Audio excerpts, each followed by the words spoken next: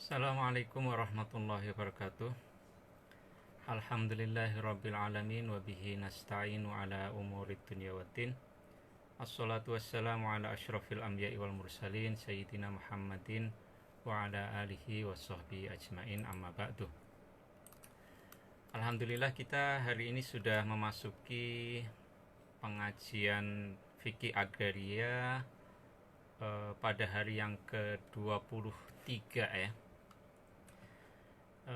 Pada hari ke-23 ini kita akan melanjutkan pembahasan masih mengenai kebijakan Iqta' Istiqlal, yaitu kebijakan di mana penguasa memberikan alokasi yang itu berupa sebagian dari surplus yang diperoleh dari pembayaran pajak ya, pembayaran pajak tanah atau al-kharaj ya. Jadi alokasi atau Iqta' itu tidak diberikan pada tanahnya, tetapi pada pendapatan yang diperoleh dari pajak tanah itu atau al-kharaj itu. Nah, kemarin kita sudah membahas berbagai kemungkinan ya ketika pemberian Iqta' Istiqlal ini diberikan kepada personel militer ya sebagai gaji mereka ya. Nah, itu ada 3 kemungkinan ya pemberian Iqta' semacam ini. Pertama, Iqta' itu diberikan untuk jangka waktu tertentu, misalnya 20 tahun atau 10 tahun gitu ya, dimana dalam periode itu petani yang menggarap lahan dan dikenai kewajiban kharaj ya, itu sebagian dari hasil hasil buminya itu, hasil pertaniannya itu kemudian dibayarkan sebagai pajak, tetapi pembayarannya bukan diberikan kepada Baitul Mal, tetapi diberikan kepada personel militer ya yang memperoleh hak Iqta' di atas tanah tadi ya. Nah, ini bisa diberikan dalam jangka waktu tertentu, entah 10 tahun, entah 15 tahun gitu ya. Tergantung kepada misalnya posisi si personel militer itu ya, fungsinya, tugasnya, jabatannya gitu ya. Dan juga tentu tergantung kebijakan penguasa sendiri. Nah, hal ini dibolehkan ya memberikan Iqta' dalam jangka periode waktu tertentu kepada personel militer sebagai gaji dia gitu ya. Jadi dia memperoleh surplus dari hasil pertanian itu, dan selama dia sehat maka Iqta' itu akan terus berlangsung gitu ya sampai masa periodenya itu habis gitu ya. Nah, lalu ada perbedaan pendapat bagaimana jika sebelum masa Iqta' itu habis dia jatuh sakit ya, atau dia mengalami cacat permanen ketika dia ditugaskan berperang misalnya ya. Apakah kemudian Iqta'-nya ini masih bisa berlanjut atau tidak ya. Ini ada perbedaan pendapat, kita sudah mendiskusikannya kemarin. Jadi ini kemungkinan pertama di mana Iqta' Istiqlal ini diberikan kepada personel militer untuk periode waktu yang spesifik ya, entah 10 tahun, 15 tahun gitu ya. Kemungkinan yang kedua adalah Iqta' ini diberikan selama-lamanya ya. Jadi diberikan kepada personel militer, lalu kalau dia meninggal diwariskan kepada keturunannya. Nah, apakah Iqta' semacam ini boleh atau tidak ya? Nah, kemarin kita sudah mendiskusikan bahwa posisi Imam Mawardi mengenai hal ini adalah jelas bahwa Iqta' semacam itu tidak boleh ya, karena kalau diberikan selama-lamanya maka itu artinya telah membuat asetnya Baitul Mal akan hilang gitu ya, dan kemudian Iqta' Istiqlal ini berubah ya dari statusnya memberikan alokasi atas bagian surplus hasil pertanian. Kemudian kalau itu diberikan dalam waktu selamanya, berarti itu telah berubah dari Iqta' Istiqlal menjadi Iqta' Tamlik ya. Jadi kemudian berkonsekuensi menjadi hak milik, seolah-olah menjadi hak milik. Padahal ini kan sebetulnya konsesi ya. Konsesi tetapi bukan atas lahannya, melainkan atas surplus yang diperoleh dari pengusahaan lahan itu. Jadi kemungkinan yang kedua ini tidak boleh. Lalu kemungkinan yang ketiga adalah Iqta' Istiqlal ini diberikan kepada personel militer selama dia hidup ya. Jadi dalam jangka masa hidup si personel militer ini ya. Nah, ini kebolehannya sangat tergantung pada akad yang ditetapkan oleh penguasa di awalnya ya, tergantung kepada SK-nya katakanlah begitu ya. Jadi kalau di dalam SK konsesinya itu dinyatakan bahwa Iqta' Istiqlal selama periode masa hidup personel militer ini akan tetap berlaku sekalipun dia menderita sakit permanen, cacat permanen, maka Iqta' yang berlaku ini, Iqta' yang ditetapkan selama masa hidup personel militer ini akan berlaku sampai dia meninggal gitu ya.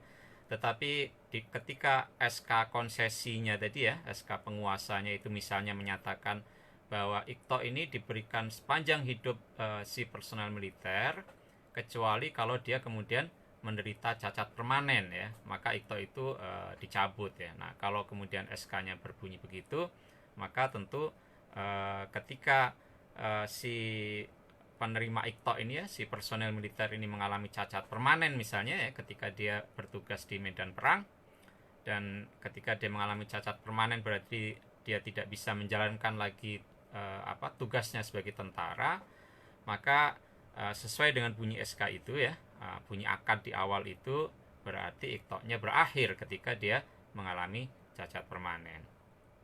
Nah, inilah yang kita diskusikan kemarin ya. Jadi bagaimana ketika Iqta' Istiqlal itu ditetapkan atas pendapatan yang diperoleh dari kharaj, pajak tanah, dan itu kemudian diberikan kepada personel militer. Nah, hari ini kita akan melanjutkan pembahasan di dalam kitab Al-Ahkam As-Sultaniyah. Kasusnya adalah bagaimana jika Iqta' Istiqlal itu ditetapkan atas pendapatan dari Al-Kharaj, tetapi penerimanya bukan personel militer ya. Apakah ini boleh atau tidak ya. Nah, ini yang akan kita diskusikan ya pada hari ini. Bagian ini ada di halaman 293 ya, paragraf kedua ya. Paragraf yang kedua kita akan membaca mulai dari paragraf kedua di halaman 293. Silahkan kalau Anda sudah mengunduh, bisa mengikutinya di halaman 293. Jadi pada bagian ini nanti akan didiskusikan apakah boleh atau tidak Iqta' Istiqlal itu diberikan kepada mereka yang bukan personel militer tetapi bertugas untuk public interest ya, untuk kepentingan umum ya. Sebelum kita membaca, marilah kita mengirimkan surah Al-Fatihah kepada Nabi Muhammad dan juga kepada pengarang kitab ini ya. Semoga dengan mengirim Al-Fatihah ini kita bisa memperoleh manfaat ya dari membaca kitab ini ya. Ini tentu sebagai pembelajaran atas bagaimana pergulatan kebijakan agraria pada masa itu, pada konteks abad tengah gitu ya. Bagaimana pajak tanah ya, siapa saja wajib pajaknya, kepada siapa itu bisa diberikan ya, Iqta'-nya dan segala macam. Baik, kita sekarang mengirim Al-Fatihah kepada Nabi kita dan kepada pengarang kitab ini. Ila hadratin Nabil Mustafa Muhammadin sallallahu alaihi wasallam wa ila aswajihi wa dzurriyyatihi wa jami' ahli baitihi wa ila ruhi musannifi hadzal kitab rahimahullah ta'ala wa nafa'ana bihi wa bi ulumihi fid dharain amin. Al-Fatihah. Bismillahirrahmanirrahim. Alhamdulillahirabbil alamin. Arrahmanirrahim. Maliki yaumiddin. Iyyaka na'budu wa iyyaka nasta'in. Ihdinas siratal mustaqim, siratal ladzina an'amta 'alaihim ghairil maghdubi 'alaihim waladdallin. Amin. Bismillahirrahmanirrahim. Qala al-musannifu wa amma arzaqu ma'adal jaish ya. Dan adapun pembayaran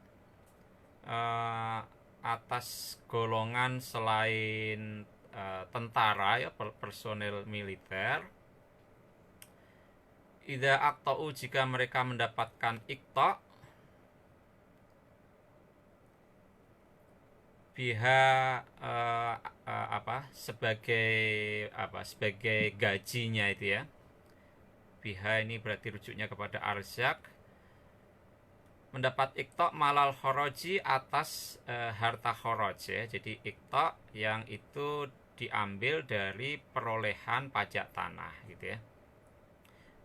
Fayuk samuna, maka mereka dibedakan salah satu aksamin menjadi 3 bagian. Jadi untuk petugas-petugas ya yang menjalankan fungsinya untuk kepentingan publik ya, tetapi bukan personel militer.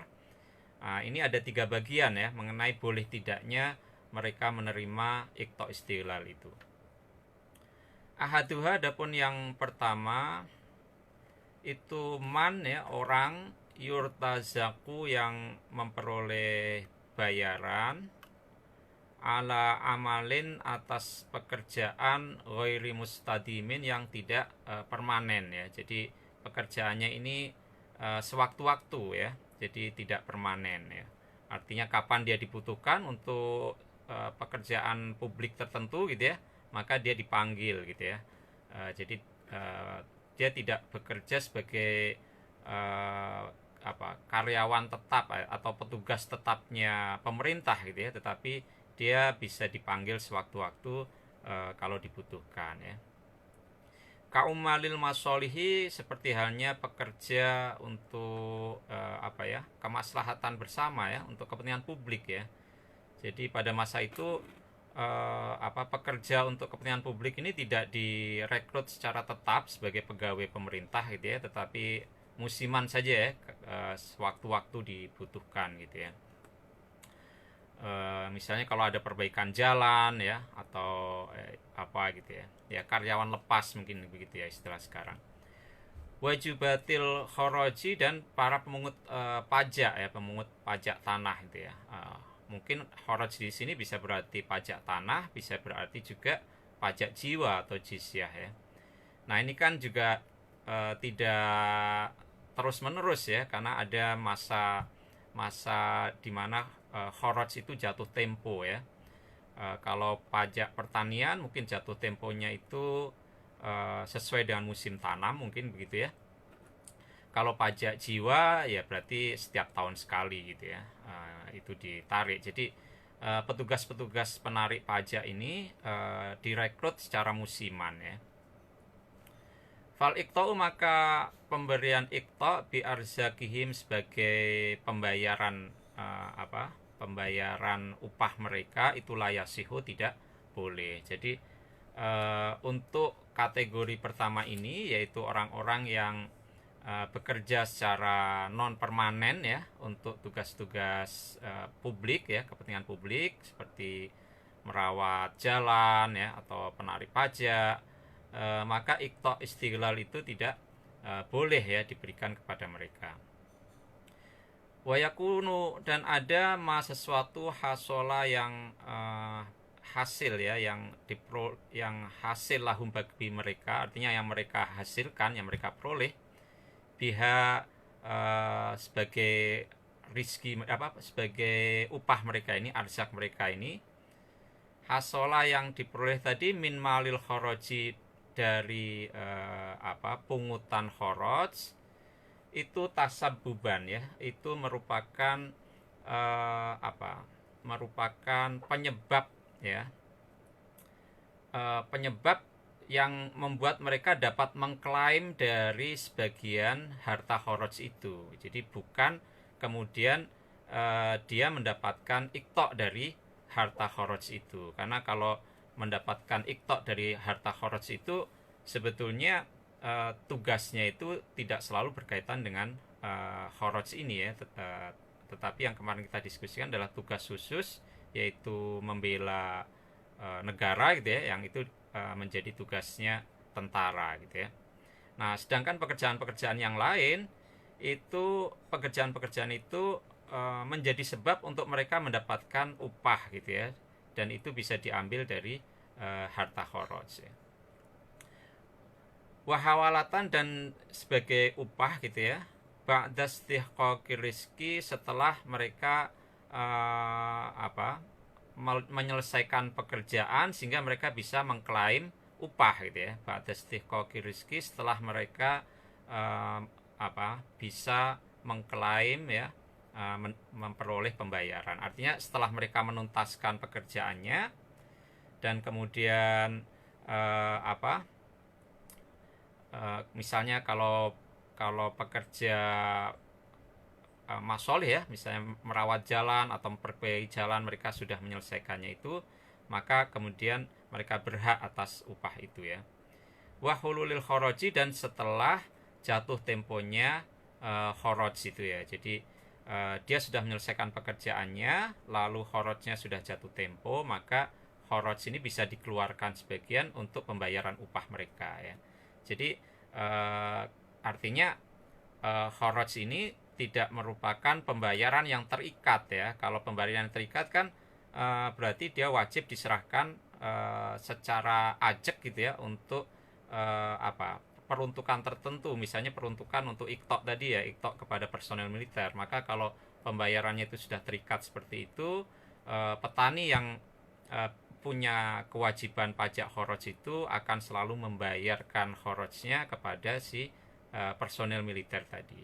Nah, kalau dalam hal ini maka pembayaran itu tidak terikat seperti itu ya. Jadi tidak berarti kemudian kharajnya secara ajak kemudian dibayarkan kepada pemungut pajak atau pekerja kepentingan umum tadi. Hanya saja kharaj yang diperoleh, kharaj yang diambil dari para petani itu ya, kemudian bisa disisihkan untuk mengupah mereka. Nah, ini kasus ketika mereka bekerja secara non permanen ya. Wal qismu tsani, adapun bagian kedua adalah golongan atau orang-orang yurzaku yang diupah ala amalin mustadimin, atas pekerjaan yang permanen ya. Atas pekerjaan yang permanen. Wayajri, dan berlaku rizkuhu, pembayarannya itu majrul ja'alati, seperti halnya upah ya, ja'alah ya. Artinya upah tetapi bukan merupakan salary ya, bukan gaji ya. Jadi wage ya kalau dalam bahasa Inggris itu ya. Wahum, adapun mereka ini seperti an-nadhiruna, orang-orang yang punya wewenang ya, atau yang bekerja ya, fi a'maqil birri, di dalam urusan-urusan kebajikan ya, public goods gitu ya. Allati yasihu, yang boleh atau tawu'u, untuk bekerja volunteer ya, biha, pada a'maqul birri tadi. Nah, jadi untuk pekerjaan-pekerjaan ini bisa saja sebetulnya dilakukan secara volunteer ya. Tetapi ini sebetulnya merupakan pekerjaan yang sifatnya tetap ya. Misalnya nanti akan dicontohkan, misalnya menjadi imam masjid gitu ya, atau menjadi muadzin di masjid ya. Itu kan sesuatu yang bisa dilakukan secara volunteer ya, secara tatawuan gitu ya. Nah, namun bisa juga kemudian itu dialokasikan gaji ja'alah tadi itu ya, upah yang sifatnya lebih ajak gitu ya. Nah, bagaimana dengan kasus seperti ini? Apakah kharaj istighlal bisa dikenakan, diberikan kepada mereka atau tidak ya? Kal muadzinina, sebagaimana para muadzin di masjid, wal aimati, dan para imam di masjid atau para guru ngaji ya, di masjid gitu ya. Fayakunu, maka ada ja'lul kharaji, mengalokasikan kharaj, lahum, bagi mereka, fi arzakihim, untuk pembayaran upah mereka, itu juga tasabuban ya. Jadi itu menjadi satu sebab untuk memperoleh alokasi dari sebagian kharaj ya. Wahawalatan, dan sebagai pembayaran upah, alaihi, atas orang itu. Walayakunu, dan tidak ada hal ini iktoan, itu merupakan ikto ya.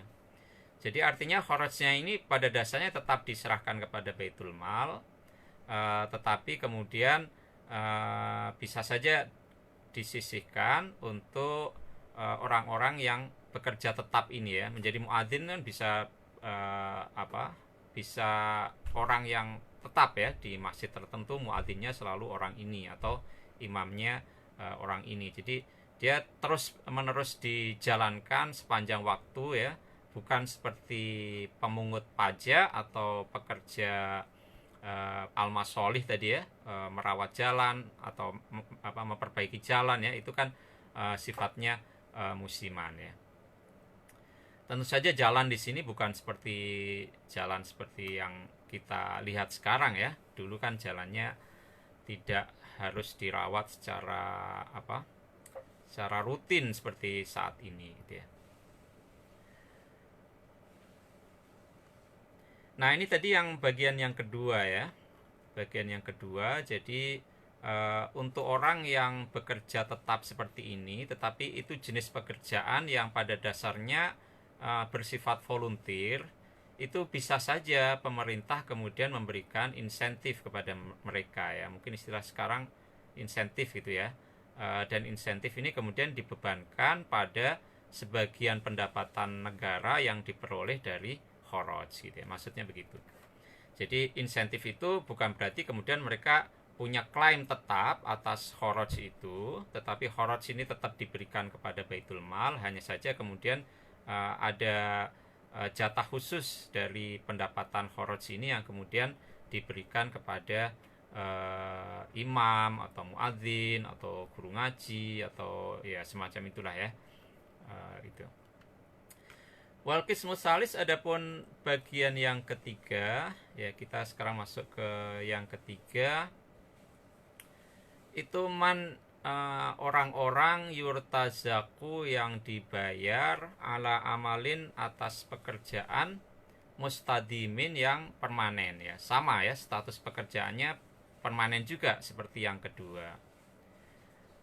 Wayajri, dan berlaku rizkuhu upah orang itu majrol ijaroti, seperti halnya salary ya, gaji tetap ya. Kalau tadi kan upah wage gitu ya, yang itu tidak merupakan gaji gitu ya, itu insentif katakanlah begitu ya dari pemerintah. Nah sekarang ini pekerjaan tetapnya itu kemudian menuntut adanya pemberian gaji tetap atau salary ya. Bahwa adapun orang yang mendapatkan ijarah semacam ini atau salary ini, man adalah orang layasihu yang tidak sah ya, yang tidak valid ya, nadzoruhu kewenangan orang itu, illa biwilayatin, kecuali dengan adanya otoritas, wa taklidin, dan adanya pengangkatan. Jadi ini pejabat resmi ya, pemerintah ya, jadi kewenangannya itu tidak sah ya, kecuali kalau diberikan oleh otoritas yang memang memang diakui di wilayah itu ya, sultan atau wakilnya atau gubernur gitu ya. Wa taklidin, dan kemudian juga ada SK-nya ya, orang itu kemudian memperoleh pengangkatan ya, ada appointment ya dari pemerintah atau pejabat yang berwenang, sehingga orang itu bisa menduduki posisi tertentu, dia bekerja secara permanen, dan kemudian atas pekerjaan itu dia mendapatkan salary ya. Contohnya seperti mislul qudhati, seperti para qadhi ya. Qadhi ini berarti ahli agama yang bertugas untuk pemerintah, yang kemudian dia memberikan pertimbangan-pertimbangan hukum gitu ya, atau pertimbangan-pertimbangan terkait ketentuan Islam ketika sultan hendak memutuskan sesuatu misalnya ya. Wal hukami, dan para hakim ya, jadi para hakim yang bertugas memutuskan perkara perselisihan, ada kasus kriminalitas ya, mereka ini juga bekerja secara permanen, dan kewenangan dia sebagai hakim ini tidak akan terjadi kecuali jika ada pengangkatan dari otoritas yang sah di situ ya. wa kutabid dawawini, dan para sekretaris diwan ya. Jadi ini ya pejabat apa, petugas-petugas yang melakukan registrasi ya, pencatatan keluar masuk uang ya, segala macam kayak gitu ya.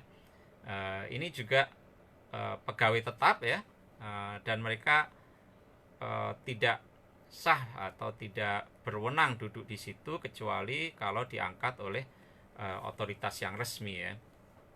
Karena kemudian apa yang mereka tulis itu punya konsekuensi hukum gitu ya. Jadi mereka menjalankan fungsi pejabat ya, pejabat negara gitu ya. Nah, bagaimana dengan orang-orang semacam ini ya? Apakah boleh memberikan iqta atau tidak kepada mereka ya? Fayajuzu, maka boleh ayyuqta'u, untuk diberikan iqta ya, bi arzakihim, sebagai apa? Gaji mereka. Kharaja sanatin, yang berasal dari kharaj untuk waktu 1 tahun, sanatin wahidatin ya, 1 tahun. Jadi kharaj boleh diberikan kepada golongan yang semacam ini. Maaf, iqta boleh diberikan kepada golongan semacam ini, dan sumber dari iqta itu adalah pendapatan dari kharaj, tetapi periodenya hanya dalam waktu 1 tahun gitu ya. Nah, nanti kalau kharajnya sudah jatuh tempo, maka kemudian itu bisa diberikan kepada mereka ini ya, para qadhi atau hakim atau sekretaris diwan gitu ya. Lalu setelah itu bisa lagi diperpanjang untuk 1 tahun berikutnya ya, dan begitu seterusnya. Jadi tidak bisa langsung diberikan dalam jangka panjang, misalnya 5 tahun atau 10 tahun gitu ya. Wayah tamilu, dan apa? Dan tergantung jawazu iqta'ihim, kebolehan memberikan iqta' pada mereka, aksaro, untuk tempo yang lebih lama, min sanatin, dari 1 tahun, wajah ini pada 2 pendapat. Jadi bagaimana kalau itu langsung diberikan lebih dari 1 tahun? Ini tergantung kepada pendapat mana yang diambil, karena ada 2 pendapat mengenai hal ini ya.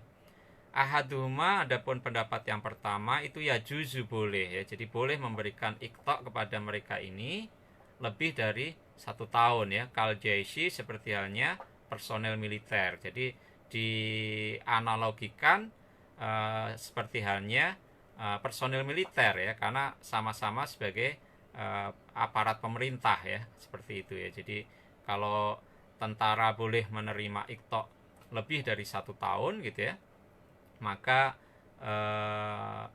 qudhat ya, para qadhi, hakim ya, para sekretaris diwan ini juga boleh menerima iqta' selama lebih dari 1 tahun.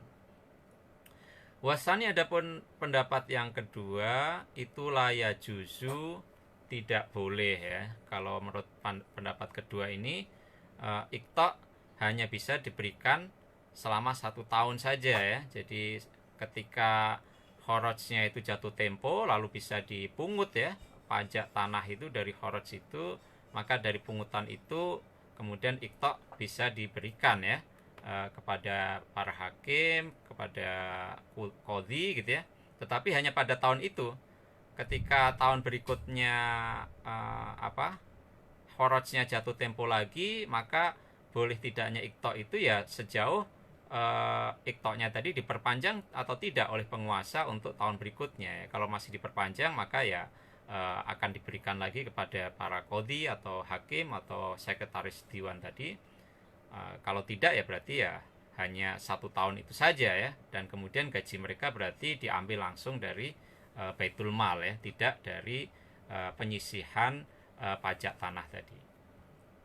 Kenapa tidak boleh menurut pendapat kedua ini? 5 yatawajjahu, karena alasan yatawajjahu yang berhadapan ya, yang dihadapkan ya, ilaihim, kepada mereka, minal asli, dari kemungkinan dipecat ya, wal istibdali, atau diganti ya. Jadi kenapa kok tidak boleh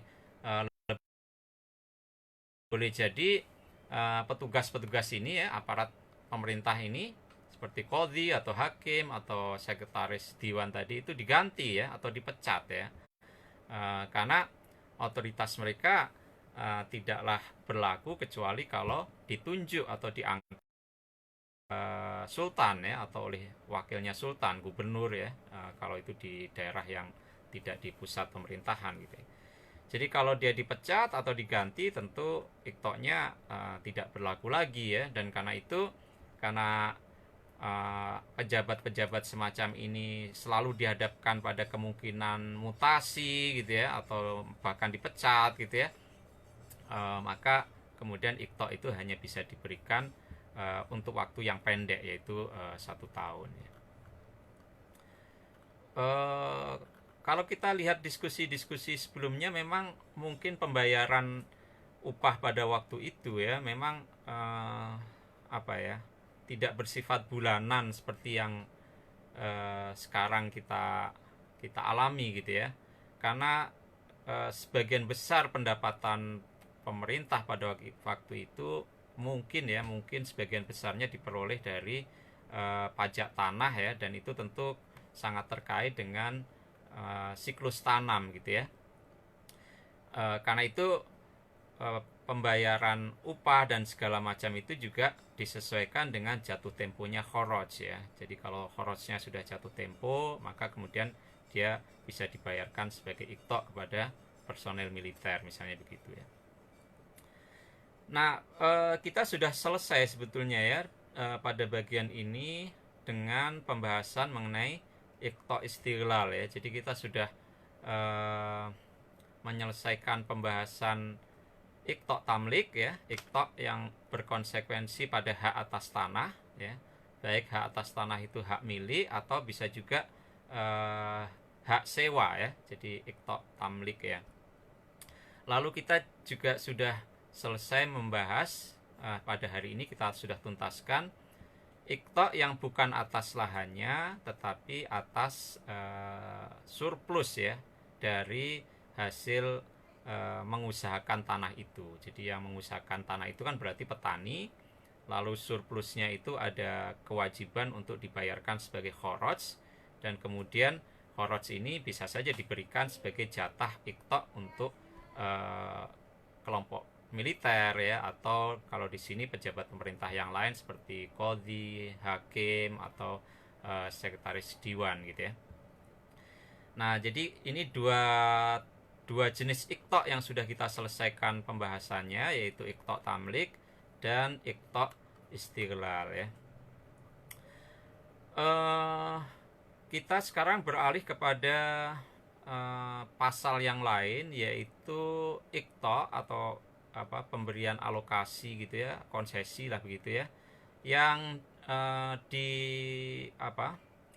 diterapkan atau dikenakan pada areal tambang ya. Jadi ini konsesi pertambangan mungkin kalau istilah sekarang ya.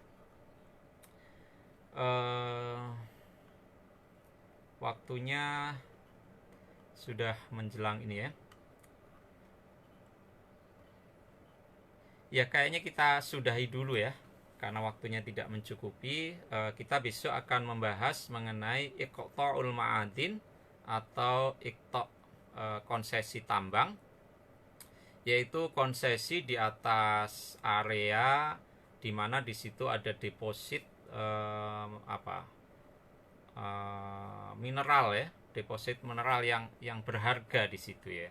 Dan besok kita akan mendiskusikan ada dua jenis iktok untuk areal pertambangan ini, yaitu pertama jika mineral yang berharga tadi itu ada di permukaan tanah ya, artinya dia bisa diakses secara mudah gitu oleh banyak pihak gitu ya, karena dia ada di permukaan tanah, tidak membutuhkan effort untuk menggali dan segala macam, tidak butuh teknologi yang tinggi gitu ya.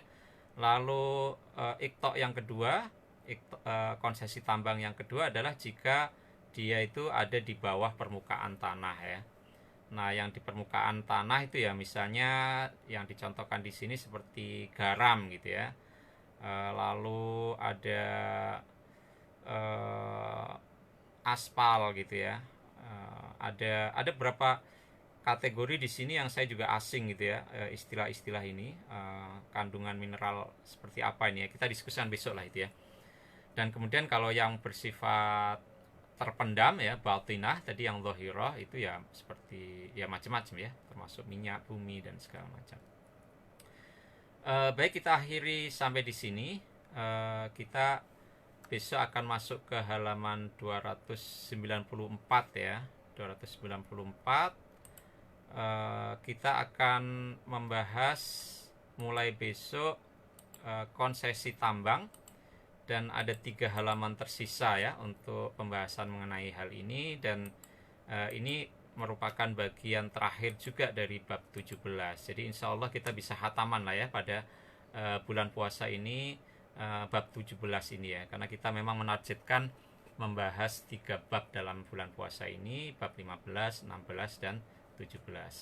Insya Allah kita bertemu besok ya. Semoga semuanya sehat ya, semuanya tetap produktif, sehat di dalam situasi pandemi global yang kita alami saat ini. Demikian kurang lebihnya, mohon maaf. Assalamualaikum warahmatullahi wabarakatuh.